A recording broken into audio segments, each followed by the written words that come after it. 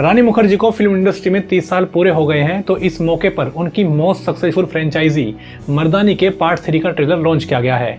And पिछले दोनों parts की तरह इस पार्ट की कहानी भी सोशल एंड सोसाइटी की डार्क रियलिटी को एक्सपोज करती है। मर्दानी के पहले पार्ट में हमको teenage girls child trafficking mafia की कहानी दिखाई गई थी, जिसमें यंग लड़कियों को किडनैप करके उनको सेक्स वर्कर्स की तरह इस्तेमाल किया जाता था।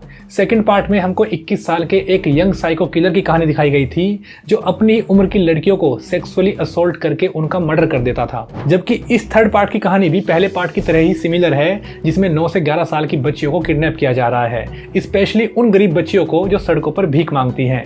एंड इस पूरे चाइल्ड ट्रैफिकिंग माफिया रैकेट को अम्मा नाम की एक खतरनाक लेडी चला रही है, जिसको मल्लिका प्रसाद ने प्ले किया है। अम्मा एक बहुत ही खतरनाक एंड पावरफुल लेडी है, जो छोटी बच्चियों की बॉडी के ऑर्गन्स एंड बाकी चीजों से उनका बिजनेस कर रही है। रानी मुखर्जी एज शिवानी शिवाजी रॉय, जिन्होंने नेशनल इन्वेस्टिगेशन एजेंसी NIA को ज्वाइन कर लिया है एंड हमेशा की तरह नीडर, कंट्रोल्ड एंड रिलेंटलेस कोप के रूप में इस चाइल्ड ट्रैफिकिंग सिंडिकेट नेटवर्क को एक्सपोज करना चाहती हैं, जिसके लिए वो किसी भी हद तक जाने को तैयार हैं। ओवरऑल ये एक ग्रिपिंग एंड पावरफुल ट्रेलर है एंड इस पार्ट की कहानी भी अपनी प्रीवियस कोर थीम को कंटिन्यू रखती है, जिसमें gender crimes and systemic exploitation के ऊपर फोकस किया गया है। लेकिन ट्विस्ट ये है कि जहां पिछले दोनों पार्ट्स में मेल डोमिनेटेड विलन्स दिखाए गए थे, वहीं इस पार्ट में अम्मा नाम की एक ड्रावनी, पावरफुल एंड किलर विलन दिखाई गई है। एंड एक महिला विलन का माफिया रैकेट चलाना कहानी में एक डार्क ट्विस्ट आता है, जो दिखाता है कि कैसे क्राइम सिंडिकेट्स कमजोर लोगों का फायदा उठाते हैं। बाकी ये फिल्म 30 तारीख को सिनेमाघरों में रिलीज हो रही है।